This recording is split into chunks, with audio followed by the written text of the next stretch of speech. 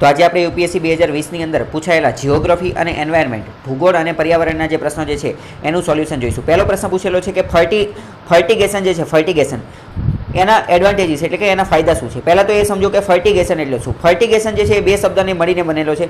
એક તો ફર્ટિલાઇઝર અને બીજું ઇરિગેશન. ઇરિગેશન એટલે કે સિંચાઈ અને ફર્ટિલાઇઝર એટલે કે આ જંતુનાશક દવાઓને ખાતર ને એ બધું આપણે નાખતા હોય જે ખાતર નાખવાનું કાર્ય કરતા હોય એને કહેવાય ફર્ટિલાઇઝર. બરાબર, તો એ બંનેનો ઉપયોગ કરો. મતલબ કે શું કહેવા માંગે છે કે જ્યારે આપણે સિંચાઈ આપીએ, જ્યારે આપણે પાણી છાંટવાનું કાર્ય કરીએ તો એની સાથે સાથે તે ખાતર એટલે કે ફર્ટિલાઇઝર નાખી દેવાનું, એને કહેવાય ફર્ટિગેશન. તો ફર્ટિગેશનના ફાયદા આપણે નીચેનામાંથી કહેવાના છે. પહેલું શું છે કે controlling the alkalinity of irrigation water is possible.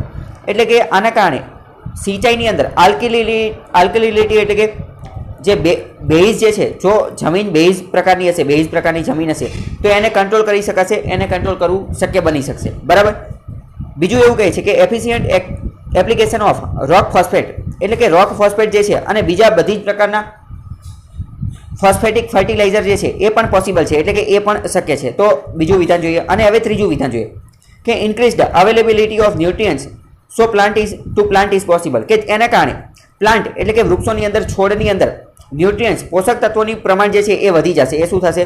વધી જશે. અને ચોથા નંબરની વાત એવું કહે છે કે reduction in the leaching of chemical nutrients is possible. કે આના કારણે જમીનની અંદર જે કેમિકલ ન્યુટ્રિયન્ટ્સ, કેમિકલના જે પોષક તત્વોને એ બધી વસ્તુઓ છે એનું લીચિંગ જે છે એ ઘટાડી શકાશે. શું થશે? લીચિંગ જે છે એ ઘટાડી શકાશે. લીચિંગ એટલે તમને ખબર હોય છે, લીચિંગ એટલે કે ભેજ સંગ્રહ કરવાની શક્તિ, ભેજ સંગ્રહ કરવાની, પાણી કેટલા સમય સુધી ટકી રહે છે એને કહેવાય લીચિંગ. બરાબર, તો એ ઘટી જશે એવી વાત કરવામાં આવે છે. હવે જો આ એક રીતે ટેકનિકલ લેવલનો પ્રશ્ન હતો, તો જો વ્યવસ્થિત સરખી માહિતી ન હોય તો સ્કીપ કરી શકાય છે. તો આપણે બીજા નંબરનું વિધાન જોઈએ. તો બીજા નંબરનું એવું કહે છે કે efficient application of rock phosphate and all other phosphate fertiliser.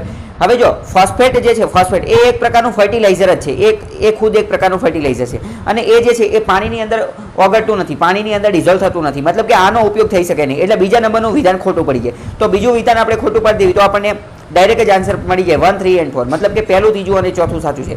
પહેલું કે બરાબર આલ્કલિનિટી જે છે, બેઝિકતા અથવા તો જમીનની જે બેઝિક પ્રકારની જમીન હોય તો એને કંટ્રોલ કરી શકાય, એને કંટ્રોલ કરી શકાય. ત્રીજા નંબરનું કહે છે કે હા પોષક તત્વોનું પ્રમાણ જે છે એ વધારી શકાય. અને ચોથા નંબરનું છે કે હા કેમિકલ ન્યુટ્રિયન્ટ્સ દ્વારા લીચિંગનું પ્રમાણ જે છે એ ઘટાડી શકાય છે. તો એ બધી વાત સાચી છે, એ વાત સાચી છે. જો ફોસ્ફેટ એક પ્રકારનો પથ્થર હોય છે, ફોસ્ફેટ રોક એક પ્રકારનો પથ્થર હોય છે, યુઝડ ફર્ટિલાઇઝર તરીકે વપરાઈ શકે છે કારણ કે એ ઇનસોલેબલ છે, પાણીની અંદર એ દ્રાવ્ય થતો નથી, પાણીની અંદર ઓગળતો નથી. બરાબર, એટલે ફર્ટિલાઇઝર તો છે જ, તે ફર્ટિલાઇઝર એટલે કે ખાતર તરીકે એનો ઉપયોગ થાય છે અને ખાતર બનાવવા માટે પણ એનો ઉપયોગ થાય છે. તો ફોસ્ફેટનો પથ્થર, બીજી વાર એવો પ્રશ્ન પૂછે છે ખાતર બનાવવા માટે તો ફોસ્ફેટનો પથ્થર, ફોસ્ફેટ રોકનો ઉપયોગ થાય છે, એ તમારે યાદ રાખવાનું છે. બીજો પ્રશ્ન પણ એવો જ હતો, ટેકનિકલ લેવલનો પ્રશ્ન પૂછેલો હતો. આ 4 નામ આપેલા હતા, બેન્ટોનાઇટ, ક્રોમાઇટ, કાઇનાઇટ અને સિલેમનાઇટ. આમાંથી એ જણાવવાનું છે કે કયા મેજર મિનરલ છે. તમને ખ્યાલ હશે કે 2 અલગ અલગ પ્રકારના મિનરલ હોય છે. MMDR સરકાર દ્વારા હમણાં થોડા સમય પહેલા તે MMDR એક્ટ રજૂ કરવામાં આવેલો હતો, minerals and mines development and regulation act. 1954નો મૂળ એક્ટ હતો, પરંતુ થોડા સમય પહેલા એમાં સુધારો કરવામાં આવેલો હતો. ધ હિન્દુમાં આપણે એના વિશે ચર્ચા કરેલી હતી. અને તો એના અંતર્ગત મિનરલ્સ એટલે કે ખનિજ જે છે, ખનિજને 2 પ્રકારે બાંટવામાં આવે છે, 2 પ્રકારે વહેંચવામાં આવે છે. એક તો મેજર મિનરલ્સ અને બીજા માઇનોર મિનરલ્સ. મતલબ કે જે મોટા મોટા ખનિજ હોય જેમ કે કોલસો અને ખનિજ તેલને આ બધાને મેજર મિનરલ્સમાં રાખવામાં આવે છે અને બીજા જે નાના નાના હોય એને માઇનર મિનરલ્સમાં રાખવામાં આવે છે. મેજર મિનરલ જે છે એ કેન્દ્ર સરકારના હાથમાં હોય છે અને માઇનર મિનરલ જે છે એ સ્ટેટ ગવર્મેન્ટ, રાજ્ય સરકારના હાથમાં હોય છે. તો પ્રશ્ન એવો પૂછી લીધેલો છે કે આમાંથી કયું મેજર મિનરલ છે. હવે પહેલી વસ્તુ તો આ અત્યંત ટેકનિકલ લેવલનો પ્રશ્ન છે. અને બીજું મેજર મિનરલ કેટલા છે તો કંઈ બધા ઘરેથી કંઈ વાંચી ન ગયા હોય કે આટલા મેજર મિનરલ છે. બરાબર, તો એક્ઝેક્ટ ખબર હોય તો ટીક કરવાનું, નહીં તે નહીં કરવાનું. આપણે ડાયરેક્ટ આન્સર જોઈએ. તો મેજર મિનરલની વાત કરીએ તો બરાબર, જો પહેલાં તો આ લિગ્નાઇટ ને, નેચરલ ગેસ ને, પેટ્રોલિયમ એટલે કે ક્રૂડ ઓઇલ ને, આ બધા બોક્સાઇટ ને, ક્રોમાઇટ ને, કોપર ને, ગોલ્ડ ને, આ બધા જે છે એ મેજર મિનરલ છે. બરાબર, તો બેન્ટોનાઇટની આપણે આમાં બેન્ટોનાઇટ શોધવાની વાત કરીએ તો બેન્ટોનાઇટ પહેલું તો નથી, કારણ કે જો બેન્ટોનાઇટ જે છે એ માઇનોર મિનરલની અંદર આવે છે. શું? માઇનોરની. તો બેન્ટોનાઇટ આવશે નહીં. બેન્ટોનાઇટ કાઢી નાખવી તો આપણે કયા ઓપ્શન નીકળી જશે? હવે કાં તો 4 હશે અને કાં તો 2, 3 અને 4 હશે. તો 4 તો બંનેમાં છે એટલે આપણે એવું માની લેવાનું કે 4 તો છે જ. તો 2 અને 3 ચેક કરવાનું. ક્રોમાઇટ અને કાઇનાઇટ ચેક કરવાની કોશિશ કરવી. તો ક્રોમાઇટ જે છે બરાબર, હા તો એ શું છે? એ મેજર મિનરલ છે. તો ક્રોમાઇટ મેજર મિનરલ છે. તો ક્રોમાઇટ એટલે કે બીજું રાખીશું. બરાબર, બીજું તો આન્સર શું આવશે? 2, 3 and 4. ખાલી બેન્ટોનાઇટ એક નથી, બાકી બધા એ મેજર મિનરલ છે. પરંતુ આ યાદ રાખવા એ એટલું બધું સરળ છે નહીં, કારણ કે ખાલી 1 માર્ક મેળવવા માટે આ બધા યાદ રાખવા એ એક રીતે ટાઈમ કન્ઝ્યુમિંગ ને કોસ્ટ ઇફેક્ટિવ છે નહીં. બરાબર, મારા મત પ્રમાણે.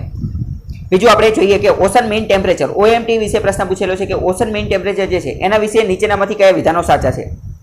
પહેલી વાત કરેલી છે કે ઓશન મીન ટેમ્પરેચર માપવામાં આવે છે ક્યારે, તો કે દરિયાની અંદર અથવા તો આઇસોથર્મ ઊંડાઈમાં માપવામાં આવે છે. ઊંડાઈની અંદર 129 મીટરની ઊંડાઈએ જવાનું અને અહીંયા 26 ડિગ્રી સેન્ટીગ્રેડ 26 ડિગ્રી તાપમાન હોય ત્યારે એ માપવામાં આવે છે. અને ક્યારે south western Indian ocean during જાન્યુઆરીથી માર્ચમાં માપવામાં આવે છે અને સાઉથ વેસ્ટર્ન મોન્સૂન માટે.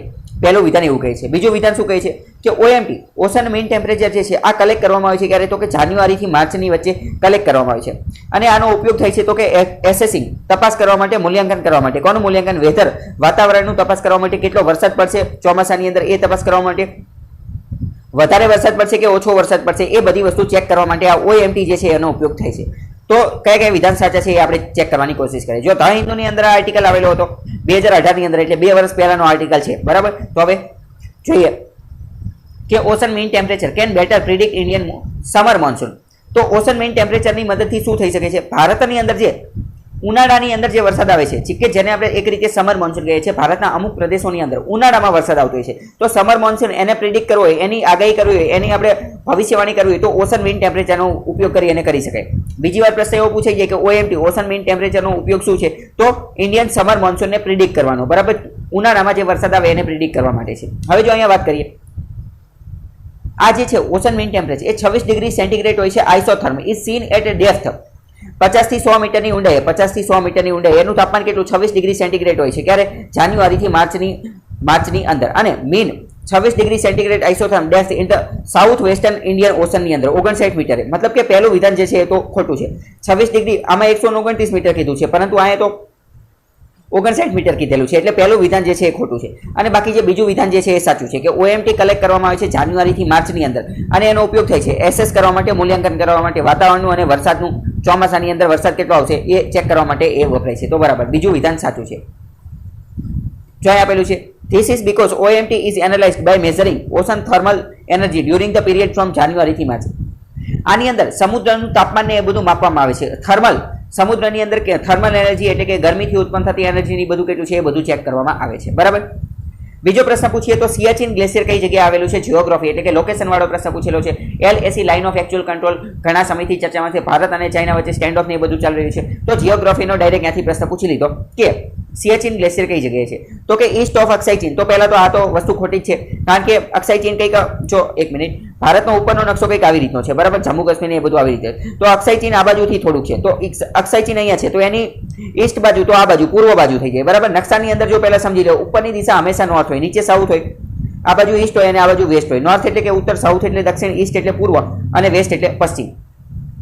તો અહીંયા જે છે એ અક્ષય ચીન છે, તો અક્ષય ચીનની પૂર્વ બાજુ તો આ બાજુ, તો આ બાજુ તો છે નહીં. સિયાચીન જે છે એ કંઈક આટલાની આજુબાજુ છે, બરાબર, ઉત્તર તરફ છે. તો ઈસ્ટ ઓફ લેહની ઈસ્ટ તરફ તો એ બાજુ પણ નથી, બરાબર. નોર્થ ઓફ ગિલગિટ, તો ગિલગિટ અહીંયા ગિલગિટ કંઈક આટલે છે, તો ગિલગિટની નોર્થમાં પણ છે નહીં. તો આન્સર આવશે ડી. અહીંયા આપણે વ્યવસ્થિત મેપની અંદર સમજવાની કોશિશ કરીએ.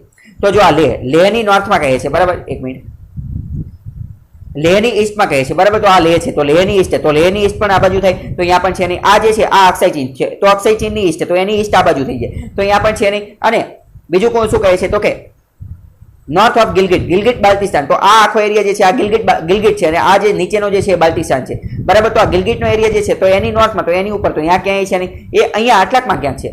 તો કઈ જગ્યાએ આવશે કે નુબ્રા વેલી જે છે, નુબ્રા વેલી એની નોર્થ તરફ, નુબ્રા વેલીની નોર્થ તરફ એ બિલોંગ કરે છે. તો આ તમને ખબર હોવી જોઈએ. એટલે જ્યારે કોઈ પણ વસ્તુ ચર્ચામાં હોય તો એની આસપાસનું લોકેશન, જીઓગ્રાફી, ભૂગોળ તમને ખબર હોવી જોઈએ એ સ્થળ વિશેની.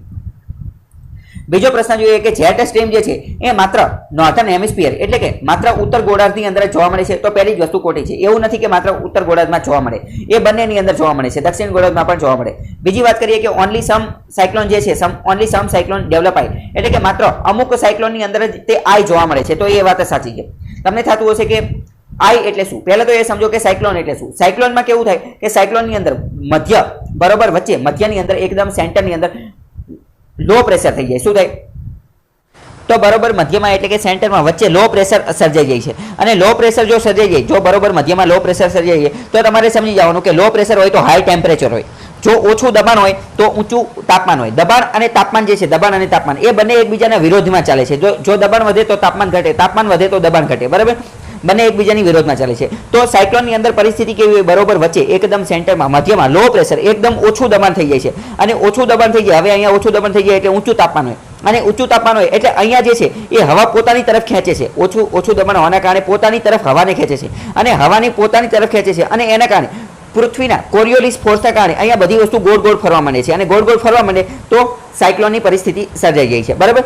અને તો સાયક્લોનની પરિસ્થિતિ સર્જાય તો ત્યારે વચ્ચે આઈનું સર્જન થઈ જાય છે. આઈ એટલે કે એક પ્રકારની આંખ બની જાય છે. પરંતુ આ જે આંખ જે છે એ ટ્રોપિકલ સાયક્લોનની અંદર જ જોવા મળે છે. ટ્રોપિકલ સાયક્લોનની અંદર જ જોવા મળે છે. મોટે ભાગે સબ ટ્રોપિકલ સાયક્લોન હોય, સબ ટ્રોપિકલ સાયક્લોન, તો એની અંદર આ જે આઈ જે છે એ જોવા મળતી નથી. બરાબર. તો બીજી વાત સાચી છે કે માત્ર અમુકની અંદર જોવા મળે છે. પહેલું ખોટું, બીજું સાચું. ત્રીજાની વાત કરીએ કે the temperature inside the eye of the cyclone is nearly 10 degree centigrade lesser than that of, એટલે કે એવું કહેવામાં આવે છે કે મધ્યની અંદર સાયક્લોનની અંદર બરોબર વચ્ચે અથવા તો જે આઈ સર્જાણી હોય ત્યાં તાપમાન જે છે એ 10 ડિગ્રી ઓછું હોય છે. 10 ડિગ્રી કેવું હોય છે? ઓછું હોય છે. તો એ વિધાન પણ ખોટું છે, કારણ કે મેં તમને કીધું કે જ્યારે સાયક્લોન વાવાઝોડું આવે, ચક્રવાત આવે તો વચ્ચે શું હોય છે? વચ્ચે લો પ્રેશર હોય છે, અને લો પ્રેશર હોય તો હાઈ ટેમ્પરેચર હોય. તો હાઈ ટેમ્પરેચર જે છે, તો હાઈ ટેમ્પરેચર હોય તો 10 ડિગ્રી તો ઓછું તાપમાન તો બની શકવાનું નથી. એટલે ત્રીજું વિધાન પણ ખોટું છે. બરાબર. તો માત્ર કયા કયા વિધાન સાચા છે એ આપણે જોઈએ.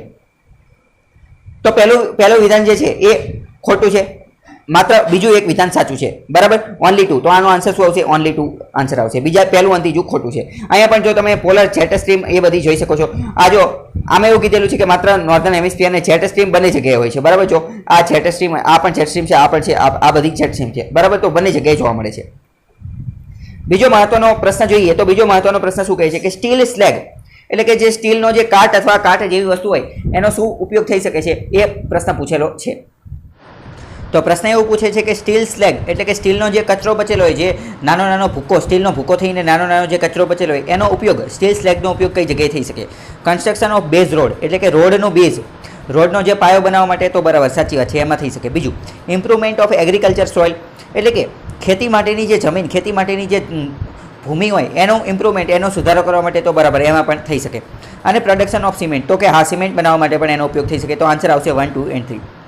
કઈ રીતે થઈ શકે? તો જો અહીંયા આપણે બધી જોઈ શકીએ. Utilization of steel slag in road બનાવવા માટે મરાઠાવાડા રિજિયન, મહારાષ્ટ્રની અંદર મરાઠાવાડા નામનો એક પ્રદેશ છે, અહીંયા રોડ બનાવવા માટે આ સ્ટીલ સ્લેગનો ઉપયોગ કરવામાં આવેલો હતો. પછી જો અહીંયા વાત કરીએ કે સ્ટીલ સ્લેગ જે છે એનો ઉપયોગ થઈ છે અમુક એક્ટિવિટીની અંદર, જેમ કે construction, paving and also agriculture સેક્ટરની અંદર પણ એનો ઉપયોગ કરવામાં આવે છે. Due to ability to correct soil acidity, જમીન હોય, જમીનની એસિડિટીને કરેક્ટ કરવા માટે, એસિડિટી જે છે એને વ્યવસ્થિત કરવા માટે. પછી એની અંદર અમુક પ્રકારના ન્યુટ્રન્સ છે, એ બધી વસ્તુ પણ હોય છે. તો મતલબ કે એની અંદર એનો ઉપયોગ થઈ શકે છે. પછી જો અહીંયા આપેલું છે કે સ્ટીલ સ્લેગ જે છે સપ્લિમેન્ટરી સિમેન્ટિયસ મટીરિયલ બેઝિક, એટલે કે આના કારણે સિમેન્ટ બનાવવા માટે પણ એનો ઉપયોગ થઈ શકે છે, અને એનર્જી સેવિંગ સિમેન્ટ આની મદદથી બનાવી શકાય છે.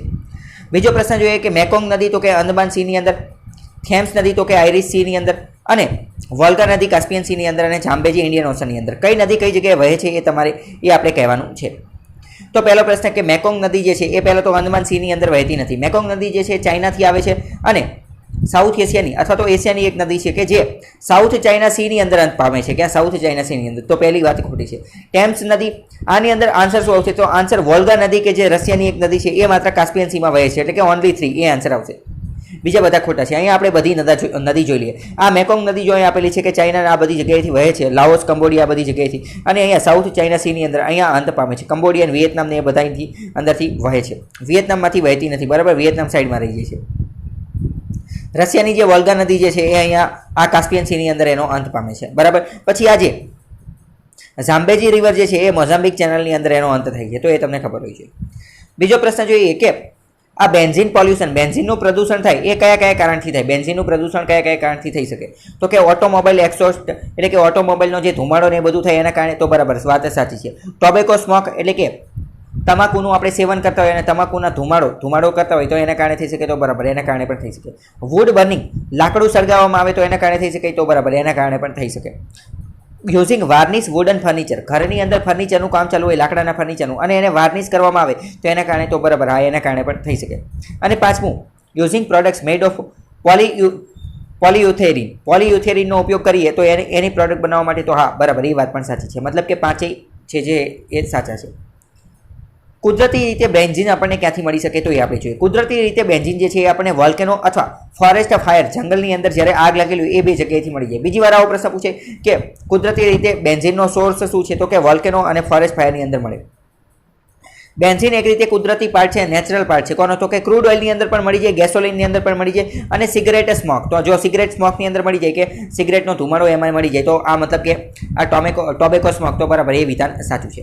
પછી ડ્યુરિંગ ફાયર છે, જ્યારે આગ લાગેલી હોય ત્યારે પોલીયુથેરિન જે છે એ ઉત્પન્ન થાય છે, પોલીયુથેરિન ઉત્પન્ન થાય છે અને બર્ન રેપિડલી, વારંવાર એ સળગવાનું કાર્ય કરે છે અને પ્રોડ્યુસ ડેન્સ સ્મોક, એના કારણે ઘણો ડેન્સ ગીચ પ્રકારનો ધુમાડો ને એ બધું ઉત્પન્ન થઈ જાય છે. ટોક્સિક ગેસીસ, ઝેરી વાયુને એ બધું ઉત્પન્ન થઈ જાય છે અને ઘણી બધી હીટ એટલે કે ગરમી જોવા મળે છે. કાર્બન મોનોક્સાઇડ એ સૌથી વધારે જોવા મળે છે, પરંતુ સ્મોક ઓલ્સો કન્ટેન બેન્ઝીન, એટલે કે સ્મોકની અંદર એ ધુમાડાની અંદર બેન્ઝીન પણ જોવા મળે છે. Toluene, nitrogen oxide, hydrogen cyanide, આ બધી વસ્તુ પણ એની અંદર જોવા મળે છે જ્યારે આગ લાગે ત્યારે.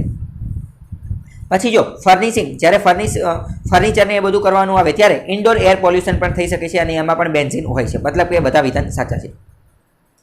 આગળ વાત કરેલી છે કે ઇન્ડિયાઝ ડેઝર્ટ નેશનલ પાર્ક, અથવા તો ડેઝર્ટ એટલે કે રણ, નેશનલ પાર્ક એટલે કે રાષ્ટ્રીય ઉદ્યાન. તો કે રણ રાષ્ટ્રીય ઉદ્યાન અથવા તો ડેઝર્ટ નેશનલ પાર્ક વિશે વિધાન આપેલા છે. પહેલાં તો તમને એ ખબર હોય છે કે રાજસ્થાનમાં આવેલો છે. ભારતની અંદર એકમાત્ર રણ આવેલું છે થારનું રણ. કયું? થારનું રણ. એ ક્યાં આવેલું છે? એ રાજસ્થાનની અંદર આવેલું છે, જે સૌથી મોટું રણ છે. એનો થોડો ઘણો ભાગ જે છે એ ગુજરાતના કચ્છમાં પણ આવે છે, એ પણ તમને ખબર હોવી જોઈએ. તો પહેલું કે it is a spread over 2 district, એ 2 જિલ્લામાં ફેલાયેલો છે, બરાબર. તો હવે આપણને ખબર ન હોય કે કેટલા જિલ્લામાં ફેલાયેલો છે, પરંતુ બીજું વિધાન જોઈએ કે there is no human habitation inside the park, એટલે કે ત્યાં કોઈ પણ માનવ વસાહત નથી, અથવા તો માનવી ત્યાં એ નેશનલ પાર્કની અંદર વસવાટ કરતો નથી. તો એ વાત ખોટી છે, બરાબર. કેમ? કારણ કે આ માનવ વસાહત કરે છે.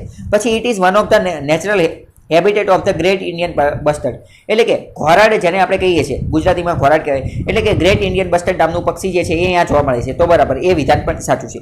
તો આની અંદર આન્સર શું આવશે? પહેલું જે છે એ સાચું છે, કારણ કે એ 2 જિલ્લામાં ફેલાયેલો છે, અને ત્રીજું જે છે એ પણ સાચું છે. તો આન્સર આવશે 1 and 3, કારણ કે અહીંયા માણસો રહે છે. તો બીજું ખોટું પડશે, બરાબર. જો આપેલું છે કે DNP પર્સન 73 જેટલા ગામડા જે છે એના અંતર્ગત આવેલા છે, મતલબ કે અહીંયા ઘણા બધા લોકો પણ અહીંયા રહે છે. અહીંયા એનો 2 જિલ્લામાં ફેલાયેલો છે. અહીંયા એનો નકશો તમે જોઈ શકો છો, બરાબર. ગ્રેટ ઇન્ડિયન બસ્ટર્ડ જે છે કે જે ઇનડેન્જર્ડ કેટેગરીની આવે છે, IUCN નું લિસ્ટ જે છે એની અંદર ઇનડેન્જર્ડની અંદર આવે છે, અને એના હવે ખૂબ ઓછા નંબરમાં એ જોવા મળે છે. તો એ પણ અહીંયા જોવા મળે છે. તમારે બસ્ટર્ડ વિશે જાણવું હોય તો ભારતની અંદર ટોટલ 3 પ્રકારના બસ્ટર્ડની પ્રજાતિ જોવા મળે છે. એમાંનું એક જે છે એ છે લેસર ફ્લોરિકન. લેસર ફ્લોરિકનને ગુજરાતીમાં કહે ખડમોર. તો આના વિશે મેં એક અલગ વિડીયો બનાવેલો છે, એ વિડીયો તમે જોઈ શકો છો. એની લિંક જે છે હું કમેન્ટ બોક્સમાં પિન કરી દઈશ, બરાબર. એમાં મેં ડિટેલમાં સમજાવેલું છે કે ખડમોર શું છે, આ બસ્ટર્ડની 3 પ્રજાતિ જે છે કઈ રીતે વર્ક કરે છે અને શા માટે મહત્વની છે, ક્યાં જોવા મળે છે, તો એ તમે જોઈ શકો છો, બરાબર. બીજો પ્રશ્ન એવું કીધેલું છે કે ભારતની અંદર 36% જિલ્લાઓ જે છે એ ઓવર એક્સપ્લોઇટેડ છે. કોના? CGWA દ્વારા. ઓવર એક્સપ્લોઇટ અથવા તો ક્રિટિકલ છે. 36% જેટલા જિલ્લા જે છે એ ક્રિટિકલ છે. Central ground water authority. Ground water એટલે શું? એટલે કે ભૂગર્ભ જળ, એટલે કે જમીન ખોદવી અને અંદરથી જે જળ નીકળે એને કહેવાય ભૂગર્ભ જળ, બરાબર. તો એના અંતર્ગત 36% જિલ્લા એવા છે કે જ્યાં ભૂગર્ભ જળનું પ્રમાણ ઓછું છે, ક્રિટિકલ છે, એ ખતરામાં છે. બીજું વાત કરીએ કે CGWA એટલે કે સેન્ટ્રલ ગ્રાઉન્ડ વોટર ઓથોરિટી એ એન્વાયરમેન્ટ પ્રોટેક્શન એક્ટ અંતર્ગત બનાવવામાં આવેલી છે. તો બરાબર એ વાત સાચી છે. આ એન્વાયરમેન્ટ પ્રોટેક્શન એક્ટ અંતર્ગત બનેલી છે. ત્રીજી વાત કરીએ, India is the largest area under ground water irrigation, એટલે કે ભારત પાસે સૌથી વધુ એરિયા છે, લાર્જેસ્ટ સૌથી વધારે એરિયા છે ગ્રાઉન્ડ વોટરનો એટલે કે ભૂગર્ભ જળનો. ઇરિગેશન એટલે કે સિંચાઈ માટે ભૂગર્ભ જળનો સૌથી વધુ એરિયા છે આખા વિશ્વની અંદર. તો જો આ એક રીતે અતિશયોક્તિવાળું અથવા એક્સ્ટ્રીમ લેવલનું સેન્ટેન્સ છે, એક્સ્ટ્રીમ લેવલનું, તો આ ખોટું હશે. આપણે એવો અંદાજ લગાવી શકીએ છીએ, મેં તમને કીધેલું છે. દર વખતે ખોટું જશે એવું છે નહીં, અંદાજ લગાવી શકીએ. તો ત્રીજું ખોટું કરી નાખવી તો આ નીકળી જાય. તો માત્ર 1 અથવા 2 આ 2 માંથી એક. અને મેં તમને કીધું બીજું વિધાન સાચું છે, તો આન્સર આવશે ઓનલી 2, બરાબર. જો અહીંયા વર્લ્ડ વોટર ડેના દિવસે આ એક આર્ટિકલ પબ્લિશ કરવામાં આવેલો હતો કે India is 3rd largest ground water. Bharat જે છે એ 3જા નંબરે આવે છે. ઓલામાં એમ કીધું હતું કે 1st નંબર છે, તો 3જા નંબરે ગ્રાઉન્ડ વોટરની મામલામાં આવે છે. તેમ છતાં પણ ભારતની અંદર 21 જેટલા સિટી એવા છે કે જે 2020ની અંદર પાણી વગરના થઈ જશે. વિશ્વ વોટર ડેના દિવસે આ આવેલું હતું, બરાબર. તો તમે કમેન્ટ બોક્સની અંદર લખીને જણાવો કે વર્લ્ડ વોટર ડે, વિશ્વ પાણી દિવસ આપણે ક્યારે ઉજવીએ છીએ, બરાબર. અને જો આપેલું કે એન્વાયરમેન્ટ પ્રોટેક્શન એક્ટ 1986નો જે છે એના અંતર્ગત સેન્ટ્રલ ગ્રાઉન્ડ વોટર ઓથોરિટી એની સ્થાપના કરવામાં આવેલી હતી. એના સેક્શન 3 અંતર્ગત, સેક્શન 3 ક્લોઝ 3, બરાબર. સેક્શન 3 ક્લોઝ 3 અંતર્ગત આ આવેલું છે, એ પણ તમને ખબર હોવી જોઈએ.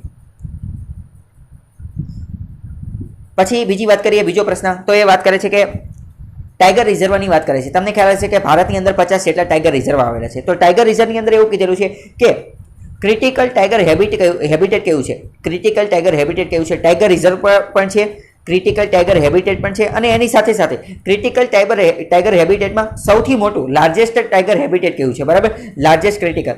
તો આનો આન્સર જે છે એ મારા મત પ્રમાણે તો કદાચ નાગાર્જુન સિરિસેલમ આવશે, પરંતુ એની માટે હજી યોગ્ય વ્યવસ્થિત પૂરવા થયેલું નથી, કારણ કે ક્રિટિકલ ટાઈગર હેબિટેટ પૂછેલું છે અને એ સૌથી મોટું પૂછેલું છે. તો નાગાર્જુન સિરિસેલમ જે છે એ ક્રિટિકલ તો છે જ તે, પરંતુ એ સૌથી મોટું છે કે નહીં એ ખ્યાલ નથી, બરાબર. તો કદાચ એ આવી શકે answer.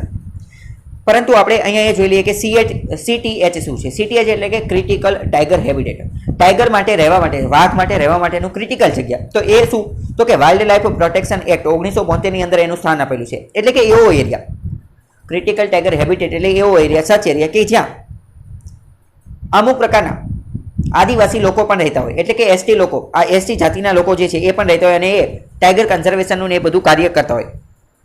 Required to be kept inviolate for the purpose of tiger conservation without affecting the rights of schedule tribe, બરાબર. એવી જગ્યા કે જ્યાં શેડ્યુલ ટ્રાઇબ લોકો રહેતા હોય, આદિવાસી લોકો રહેતા હોય. અને તમને ખ્યાલ જ હશે ભારત દેશની અંદર આદિવાસી લોકો, ST લોકો, શેડ્યુલ ટ્રાઇબ લોકોના કલ્ચર, એમનું સંસ્કૃતિ એ કન્ઝર્વ કરવું, એમના અધિકારો જાળવવા એ ઘણું મહત્વનું છે. તો એમના અધિકારો જાળવવા માટે એમને ત્યાંથી હટાવવામાં નથી આવેલા, એ બલ્કિ એ જ જગ્યાએ ટાઈગર એટલે કે વાઘને પણ રાખવામાં આવે છે, બરાબર. એટલે આને હટાવવામાં નથી આવેલા. તો એવી જગ્યાએ કે જ્યાં બંને ST લોકો અથવા તો ફોરેસ્ટ ડ્વેલર્સ એટલે રહેવાસી, વનવાસી અથવા જંગલવાસી ત્યાં રહેતા હોય, એ બંને સાથે રહેતા હોય, તો એને કહેવાય ક્રિટિકલ ટાઈગર હેબિટેટ, બરાબર. તો એના વિશે તમને થોડી ખબર હોવી જોઈએ. બીજો પ્રશ્ન પૂછેલો છે કે વાઇલ્ડ લાઇફ પ્રોટેક્શન એક્ટની કેટેગરી 6 ની અંદર જો કોઈને રાખવામાં આવેલું, કેટેગરી 6 ની અંદર 1972 નો આ એક્ટ છે, વાઇલ્ડ લાઇફ પ્રોટેક્શન એક્ટ, એની કેટેગરી 6 ની અંદર રાખવામાં આવેલું હોય કોઈ છોડને, બરાબર. તો એના અંતર્ગત શું થઈ શકે? પહેલું કે એ પ્લાન્ટને, એ છોડને ઉગાડવા માટે લાયસન્સની જરૂર પડે, તો ખોટી વાત, લાયસન્સની એની કંઈ જરૂર ન પડે. બીજું કે એ પ્લાન્ટ જે છે એને કોઈ પણ પરિસ્થિતિની અંદર કલ્ટિવેટ એટલે કે એની ખેતી કરી શકાય નહીં, બરાબર. તો એ વાત સાચી છે. જો 6 નંબરની અંદર, શેડ્યુલ 6 ની અંદર 6ઠ્ઠી અનુસૂચિની અંદર મૂકેલું હોય વાઇલ્ડ લાઇફ પ્રોટેક્શન એક્ટ 1972, તો એની ખેતી કરી શકાય નહીં, કોઈ પણ સંજોગોમાં એની ખેતી કરી શકાય નહીં. જીનેટિકલી મોડિફાઈડ તો એ તો આવશે નહીં. સચ અ પ્લાન્ટ ઇઝ ઇન્વેસિવ એવું પણ કંઈ આવશે નહીં, બરાબર. એની ખેતી ન કરી શકાય. આપણે આજે શેડ્યુલ 6 જે છે એની વાત કરીએ તો આ લિસ્ટની અંદર એવા પ્લાન્ટ, એવા છોડ મૂકવામાં આવે છે કે જે ફોરબિડન કલ્ટિવેશન, ખેતી કરી શકાય નહીં. જેમ કે પિક્ચર પ્લાન્ટ, પછી બ્લુ વંદા, રેડ વંડા અને કૂચ, આ બધા એના ઉદાહરણો છે. તો બીજી વાર કદાચ એના ઉદાહરણ પૂછાઈ શકે. આપણે આજે વાઇલ્ડ લાઇફ પ્રોટેક્શન એક્ટ 1972 જે છે એની બધી અનુસૂચિ જોઈ લઈએ. પ્રથમ શેડ્યુલની અંદર શું કીધેલું છે? પ્રથમ શેડ્યુલની અંદર મોટે ભાગે ઇનડેન્જર્ડ સ્પીસીસ રાખવામાં આવેલી છે, પ્રાણીઓની અને પક્ષીઓની અને વનસ્પતિઓની બધાની ઇનડેન્જર્ડ સ્પીસીસ. આની અંદર જે કોઈ પણ આવતી હશે એને લેટેસ્ટ લેવલનું, સર્વોચ્ચ લેવલનું પ્રોટેક્શન, સુરક્ષા પ્રદાન કરવામાં આવેલી છે. ઊંચા લેવલની સુરક્ષા જે છે એ પ્રદાન કરવામાં આવેલી છે.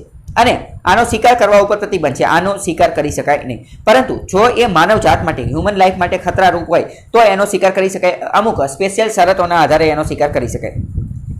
આની અંદર જેટલા પણ પ્રાણીઓ જે છે એનો વ્યાપાર એટલે કે ટ્રેડ પણ કરી શકાય નહીં. અને આના એક્ઝામ્પલ કયા કહે છે તો કે tiger, blackbuck, Himalayan brown bear, leopard ને, હોર્નબિલ ને, ઇન્ડિયન ગેઝલ ને, આ બધા જે છે એ શેડ્યુલ 1 ની અંદર આવે છે. એટલે કે આને લેટેસ્ટ લેવલની, સર્વોચ્ચ લેવલની સુરક્ષા, પ્રોટેક્શન પૂરું પાડવામાં આવે છે, ઇનડેન્જર્ડ આવે છે. તો બીજા વખતે કદાચ આ પણ પૂછાઈ શકે.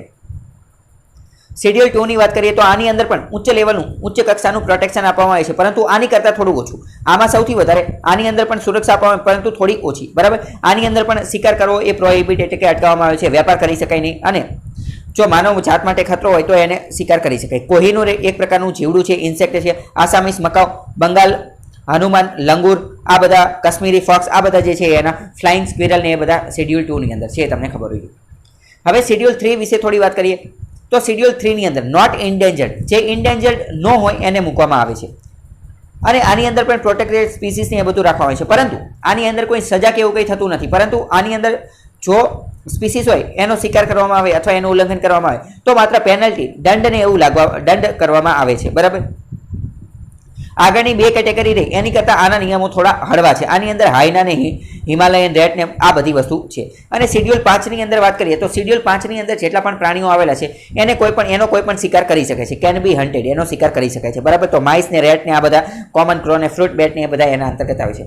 તો પાંચે પાંચ તમને ખબર હોવી જોઈએ. પહેલામાં શું છે કે સર્વોચ્ચ લેવલની સુરક્ષા આપવામાં આવે, ઇનડેન્જર્ડ હોય, શિકાર ને એ બધું કરી શકાય નહીં, વ્યાપાર પણ કરી શકાય નહીં. શેડ્યુલ 2 ની અંદર પણ લેટેસ્ટ ઉચ્ચ લેવલની સુરક્ષા પૂરી પાડવામાં આવી, પરંતુ પહેલા કરતાં થોડી ઓછી સુરક્ષા.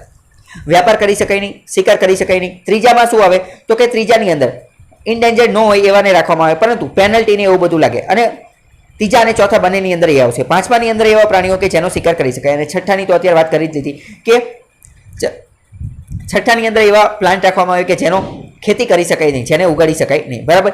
આગળનો પ્રશ્ન જોઈએ તો કે ભારતની નેશનલ પોલિસી ઓન બાયોફ્યુલ વિશે વાત કરે છે. તો નેશનલ પોલિસી ઓન બાયોફ્યુલ વિશે નીચેનામાંથી કઈ વસ્તુનો ઉપયોગ થાય છે? કોની માટે?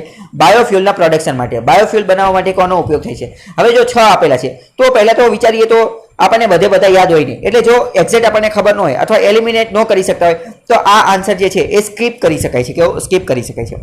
હવે cassava, damaged wheat grain, groundnut seed ને આ બધી વાત કરે છે. બરાબર. તો હવે આની અંદર આપણે સ્કીપ કઈ રીતે અથવા એલિમિનેટ કઈ રીતે કરી શકીએ એની આપણે થોડી વાત કરીએ. આની અંદર જે છે આ હોર્સગ્રામ આવશે નહીં, અને હોર્સગ્રામ ચોથા નંબરને એલિમિનેટ કરીશું એટલે ડાયરેક્ટ આપણને જવાબ 1, 2, 5 and 6 એ એવી રીતે મળી જશે. બીજા બધાનો ઉપયોગ થશે. જેમ કે જો નેશનલ પોલિસી ઓન બાયોફ્યુલ 2018માં આવેલી હતી, જેમાં વાત કરેલી હતી. પહેલા તો જો આની અંદર આ પોલિસીમાં એવી વાત કરવામાં આવેલી હતી કે આ પોલિસીની મદદથી આપણે બાયોફ્યુલ બનાવશું, પરંતુ બાયોફ્યુલ માત્ર એવી જ વસ્તુઓથી બનાવશું કે જે આપણે ખાવામાં ઉપયોગમાં નથી લેતા અથવા ખાવામાં એનો ઉપયોગ ઓછો કરીએ છીએ. કારણ કે એવું ન બની જાય કે આપણે ખાવાની વસ્તુથી, ખાદ્ય પદાર્થોથી પણ બાયોફ્યુલ બનાવવા માંડવી, અને જો ખાદ્ય પદાર્થથી બાયોફ્યુલ બનાવવા માંડી તો પછી આપણી ફૂડ સિક્યુરિટી માટે, ખાદ્ય સુરક્ષા માટે ખતરો બની જાય અને આપણને ખાવા માટે તે ખોરાક ન મળે. એટલે એ પોલિસીમાં એવું લખવામાં આવેલું હતું કે આપણે બાયોફ્યુલ બનાવી શકીશું, પરંતુ એ માત્ર ખરાબ વસ્તુ હોય અથવા તો જેનો આપણે ખાવામાં ઉપયોગ નથી કરતા એનેથી જ આપણે બનાવીશું. બરાબર. રતન જ્યોતનું નામ તમે સાંભળેલું હશે, એની અંદરથી પણ બાયોફ્યુલ એ બધું બનાવી શકાય છે. તો સુગર કેનમાંથી બનાવવામાં આવે છે, સુગર કેન જ્યુસમાંથી, આ બધાની અંદરથી બનાવવામાં આવે છે. કાસાવાની અંદરથી, પછી બગડી ગયેલા ખોરાકના દાણામાંથી બનાવવામાં આવે છે, ઘઉંના દાણામાંથી, બ્રોકન રાઈસ ચોખામાંથી, રોટન પોટેટોસ એટલે કે ખરાબ થઈ ગયેલા બટેકામાંથી ને એ બધામાંથી બનાવવામાં આવે છે. નોન એડિબલ ઓઇલ સીડમાંથી બનાવવામાં આવે છે, ખાવા લાયક ન હોય એવા ઓઇલ સીડમાંથી, યુઝડ કુકિંગ ઓઇલ વપરાયેલા કુકિંગ તેલમાંથી બનાવવામાં આવે છે. એટલે કે એ બધા આન્સર આવશે.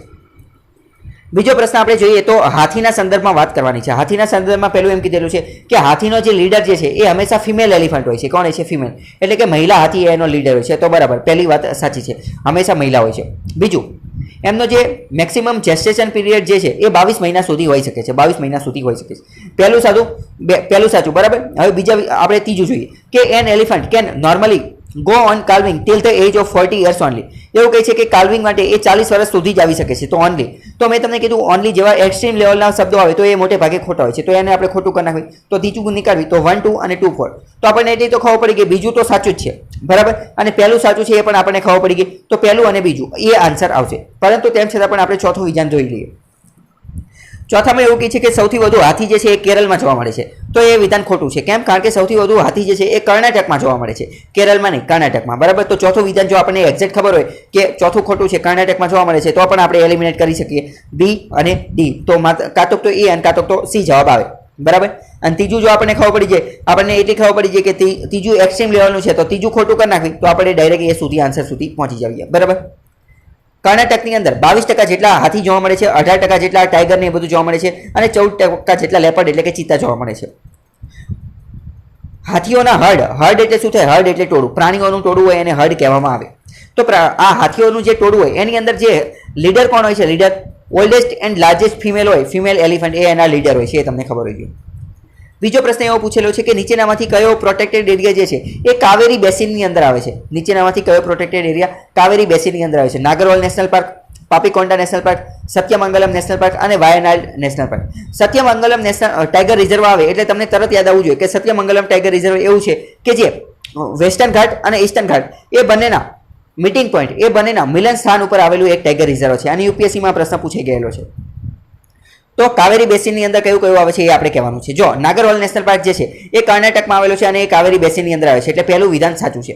બીજું, કાબીની રિવર ને એ બધું એની અંદરથી પસાર થાય છે. પછી પાપીકોન્ડા નેશનલ પાર્ક જે છે એ પણ ઈસ્ટ ગોદાવરી ડિસ્ટ્રિક્ટની અંદર આવેલું છે, એટલે એ પણ આવશે આન્સર. સત્યમંગલમ વાઇલ્ડ સેન્ચ્યુરી જે છે એ પણ આન્સર આવશે. બરાબર. તો વાત કરીએ નાગરહોલ, સત્યમંગલમ અને પાપીકોટ. તો હવે આપણે આ બધા નેશનલ પાર્ક વિશે થોડી માહિતી મેળવીએ. નાગરહોલ નેશનલ પાર્ક જે છે એ કર્ણાટકની અંદર આવેલો છે અને આની અંદર 1440 મિલીમીટરની આજુબાજુનો વરસાદ અહીંયા બધું આવે છે. વરસાદ માટેનું ખૂબ મહત્વનું સ્ત્રોત છે. ત્યાંથી એક નદી પણ નીકળે છે, લક્ષ્મણ મનિન્દ્રા નામની નદી ત્યાંથી નીકળે છે. સરાતી હોલ અહીંયા આવેલું છે, નાગર હોલ, બલ્લા હોલ એ બધું આવેલું છે. કાબીની રિવર જે છે એ પણ અહીંયા આવેલી છે. કઈ જગ્યાએ? નાગર હોલ નેશનલ પાર્કની અંદર. બીજી થોડી વાત કરીએ, પાપીકોંડા નેશનલ પાર્ક આ કેરળની અંદર આવેલો છે. ક્યાં? તો કે પાપી હિલ્સની અંદર આવેલો છે. બરાબર, રાજા મહેન્દ્રની એ બધાની બાજુમાં. સત્યમંગલમ વાઇલ્ડ લાઇફ સેન્ચ્યુરી વિશે મેં તમને પહેલાં જ વાત કરી. અહીંયા એક ટાઈગર રિઝર્વ પણ આવેલું છે. બરાબર. બીજો પ્રશ્ન જોઈએ તો ભારતની અંદર ભારતની બાયોડાયવર્સિટી જૈવ વિવિધતાને ધ્યાનમાં રાખીને સિલોન ફ્રોગમાઉથ, કોપરસ્મિથ બાર્બેટ, ગ્રે ચિન્ડ મિનીવેટ અને વ્હાઇટ થ્રોટેડ રેડ સ્ટાર્ટ આ બધું શું છે? તો આ બધા જે છે પક્ષીઓની પ્રજાતિ છે. એવો પ્રશ્ન પૂછેલો છે કે આ પક્ષીઓ છે. પ્રીમેટ એટલે કે વાંદરાઓ છે, રેપ્ટાઇલ એટલે કે સરીસૃપ પ્રાણીઓ છે, કે એમ્ફીબિયન એટલે કે ઉભયજીવો પ્રાણીઓ છે. તો 3 આવશે નહીં. આ બધા શું છે? બર્ડ એટલે કે પક્ષીઓ. અહીંયા બધાને આપણે જોઈ લઈએ. White throated red start.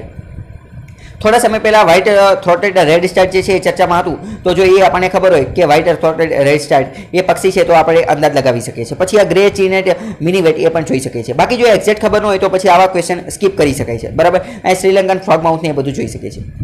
બીજો પ્રશ્ન વાત કરે છે બારાસિંગા વિશે. એવો પ્રશ્ન પૂછે છે કે બારાસિંગા ક્યાં જોવા મળે છે? બારાસિંગા એટલે કે Indian swamp dear. Indian swamp dear જે છે એ ભારતની અંદર ક્યાં જોવા મળે છે? કાન્હા નેશનલ પાર્કમાં, માનસ નેશનલ પાર્કમાં, મૃદુમલયમાં કે આ બીજી જગ્યાએ? તો આનો આન્સર આવશે કાન્હા નેશનલ પાર્કની અંદર જોવા મળે છે. કાન્હા નેશનલ પાર્ક મધ્યપ્રદેશની અંદર આવે છે. થોડા સમય પહેલા આ ચર્ચામાં હતું. બરાબર. જો એક મિનિટ, ચર્ચામાં ક્યાં હતું એ આપણે જોઈ લઈએ કે કાન્હા નેશનલ પાર્કની અંદર રીએલોકેશન ઓફ બારાસિંગા. બારાસિંગા નેશનલ પાર્કની અંદર જે કાન્હા નેશનલ પાર્કની અંદર જે આ બારાસિંગા આવેલા છે એને રીલોકેટ કરવાના છે, એક જગ્યાએથી બીજી જગ્યાએ લઈ જવાના છે. એવું કન્ઝર્વેશન વાળા લોકો જે છે કહી રહ્યા છે. 2 માર્ચ 2020ની આ ન્યૂઝ છે, એટલે થોડા સમય પહેલા કરંટ અફેર્સમાં હતું. હવે આના વિશે થોડી વાત કરીએ કે બારાસિંગા જે છે એ આખા વિશ્વની અંદર એની 3 અલગ અલગ સબ સ્પીસીસ જોવા મળે છે. એમાંની બારાસિંગા જે છે એ ભારતની અંદર અને નેપાળની અંદર જોવા મળે છે. બરાબર. તો બીજી કોઈ વાર કદાચ એક્સટ્રીમ લેવલનું વિધાન પૂછે છે માત્ર ભારતમાં, તો ખોટી વાત, નેપાળમાં પણ જોવા મળે છે. આની થોડી વાત કરીએ તો કાન્હા નેશનલ પાર્કની અંદર એ જોવા મળે છે. અને આ હેબિટેટ ઓફ બારાસિંગા ફાઉન્ડ ઇન કાન્હાની અંદર જે જોવા મળે છે એ હાર્ડ લેન્ડ જોવા મળે છે. બરાબર. આની સિવાય બીજી 2 પ્રજાતિ જે છે નોર્થ ઇસ્ટમાં પણ જોવા મળે છે, પરંતુ એ જે છે એ માર્સી હેબિટેટમાં જોવા મળે છે. માર્સી હેબિટેટમાં. અને કાન્હા નેશનલ પાર્કની અંદર જોવા મળે એ લેન્ડ હેબિટેટની અંદર જોવા મળે છે, જમીનવાળા જોવા મળે છે. અને આ બધા જે છે નોર્થ ઇસ્ટમાં એ દલદલવાળા જોવા મળે છે. અને અહીંયા જે પૂછેલું છે એ ઇન્ડિયન સ્વેમ્પ ડિયર એટલે કે બારાસિંગા એની જ વાત કરેલી છે કે જે જમીનની અંદર હાર્ડ ગ્રાઉન્ડની અંદર જમીન ઉપર જોવા મળતો હોય, એટલે જવાબ આવશે કાન્હા. બરાબર. નહીંતર માનસ પણ આવી શકતું હતું, તો માનસમાં કન્ફ્યુઝ પણ થઈ શકે એવું હતું. પરંતુ માનસમાં જે જોવા મળે એ માર્સી હેબિટેટ છે. બરાબર. એટલે કે દલદલીય પ્રકારની પરિસ્થિતિ. બીજો પ્રશ્ન પૂછેલો છે કે નીચેનામાંથી કઈ જગ્યા જે છે કે આપણે મસ્ક ડિયર જોવા મળશે? મસ્ક ડિયર એટલે કે કસ્તુરી મૃગ અથવા મસ્ક ડિયર જોવા મળશે એના નેચરલ હેબિટેટ કુદરતી આવાસસ્થાનમાં. તો એનો આન્સર આવશે અસ્કોટ વાઇલ્ડ લાઇફ સેન્ચ્યુરી અને ગંગોત્રી નેશનલ પાર્ક. આ બંનેની અંદર જોવા મળશે. કિસાનપુરમાં, માનસમાં એ બધે જોવા મળશે નહીં. તમને એટલી ખબર હોવી જોઈએ કે આ હરણ માટે, કસ્તુરી મૃગ માટે જે વાઇલ્ડ લાઇફ સેન્ચ્યુરી જે છે એ જમ્મુ કાશ્મીરમાં આવેલી છે. એટલે જમ્મુ કાશ્મીર ઉપર આવેલું છે નોર્થમાં, તો એની આજુબાજુમાં ક્યાંક જોવા મળતા હોય. તો આ જે ગંગોત્રી જે છે એ તો ઉત્તરાખંડમાં આવેલું છે. તો ગંગોત્રી 2 તો આન્સર આવશે તે. તો આ બી, એ અથવા બી આવશે. આ 2માંથી તો એક આવશે નહીં. અને અસ્કોટ જે છે એના વિશે પણ તમને થોડી ઘણી ખબર હોવી જોઈએ. અસ્કોટ જે છે એ પણ ઉત્તરાખંડમાં જ આવેલી છે. બંને ઉત્તરાખંડમાં આવેલી છે, એટલે ત્યાં જોવા મળે છે. અસ્કોટ મસ્ક ડિયર સેન્ચ્યુરી એનું નામ જ છે. પિથોરાગઢ જિલ્લામાં આવેલી છે અને ત્યાં આ મસ્ક ડિયર જે છે એ આપણને જોવા મળે છે. ગંગોત્રી નેશનલ પાર્ક જે છે એ પણ ઉત્તરાખંડમાં જ આવેલો છે. અહીંયા બંને જોવા મળે છે. બીજો આપણે પ્રશ્ન જોઈએ તો પર્યાવરણની સ્ટેબિલિટીને ધ્યાનમાં રાખીને કાર્બન ફૂટપ્રિન્ટ ઘટાડવા માટે કઈ વસ્તુ કરવી જોઈએ? આ કોપર સ્લેગ ને આ બધી વસ્તુ આપેલી છે. બરાબર. તો આ એક રીતે ટેકનિકલ લેવલનો પ્રશ્ન છે, તો આને સ્કીપ કરવો જોઈએ. બાકી એની અમુક જે ડેફિનેશન જે છે મેં અહીં આપેલી છે તમે પોઝ કરી અને જોઈ શકો છો. બીજો પ્રશ્ન જોઈએ તો ભારતની અંદર જે કોલસો જોવા મળે છે તો કોલસાની જે રાખ હોય એની અંદર આર્સેનિક, લેડ અને મર્ક્યુરી હોય છે. તો બરાબર, એ વિધાન સાચું છે. એની અંદર આર્સેનિક, લેડ અને મર્ક્યુરી જોવા મળે છે. બીજું વાત કરીએ તો જ્યાં કોલસો સળગાવવામાં આવે, પાવર પ્લાન્ટની અંદર જો કોલસો સળગાવવામાં આવે તો ત્યાંથી સલ્ફર ડાયોક્સાઇડ વાયુ જે છે એ જોવા મળે છે અને નાઇટ્રોજનના ઓક્સાઇડ જોવા મળે છે. એ વિધાન પણ સાચી છે કે બરાબર, જ્યારે કોલસો સળગાવવામાં આવે તો સલ્ફર ડાયોક્સાઇડ ને નાઇટ્રોજન ઓક્સાઇડ ને એ બધું જોવા મળે. બીજું સાચું છે. ત્રીજું વાત કરીએ છીએ કે ભારતના કોલસાની અંદર જે રાખ હોય એ રાખની અંદર રાખનું પ્રમાણ વધારે જોવા મળે છે. શું? એસ કન્ટેન્ટ એટલે કે રાખનું પ્રમાણ જે છે એ વધારે જોવા મળે છે. તો એ વિધાન પણ સાચું છે. એ શું છે? એ વિધાન પણ સાચું છે. એટલે આન્સર શું આવશે? 1, 2 અને 3 આવશે. હવે આ તમારે યાદ રાખવાનું છે કે ભારતની અંદર કોલસાની અંદર જે એસનું પ્રમાણ જે છે એ વધારે હોય છે અને એના કારણે આપણે કોલસો જે છે એ બહારથી મંગાવવો પડે છે, ઇમ્પોર્ટ કરવો પડશે છે. આપણે અહીંયા કોલસો મળે છે પરંતુ એની ગુણવત્તા સારી હોતી નથી અને એસનું પ્રમાણ વધારે હોય છે.